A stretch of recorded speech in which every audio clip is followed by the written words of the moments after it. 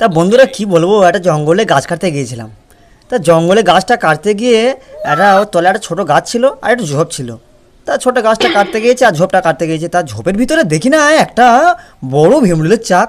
তা মনে হয় 1-1.5 লাখ হবে ভীমরুল। হ্যাঁ, একটা করে ভীমরুল যখন বাইরে বেরোয়, যখন ঘাঁটা দিই জঙ্গলটা, মনে হয় 1 টাকা ভীমরুল মনে হয় 10 কিলো 15 কিলো করে হবে। হ্যাঁ, 15 কেজি 20 কেজি কাছাকাছি যাবে 1 টাকা ভীমরুল। তা সব বাইরে বেরিয়ে আর কিচিরমিচির করে যাচ্ছে। আমি দাঁড়িয়ে আছি চুপ করে, কোনো সাড়া করিনি। তা ভীমরুলগুলো বলে, দাদা আপনার কিছু হয়নি তো? আমি না না না না কিছু হয়নি, আমার কেউ কামড়াবে না। ওরা বলে না না আপনাকে কামড়ানো, আপনি কত ভালো মানুষ, আপনি কতদিন পরে এসেছেন এখানে, আপনাকে কামড়াতে পারি। তা আমি চুপচাপ পিছন থেকে চলে আসছিলাম। আস্তে আস্তে পিছন থেকে কোথায় কে ছিল যায় না, 10 কিলো 20 কিলো ওয়েটের আমাকে কামড়ে দিল। আমি জানি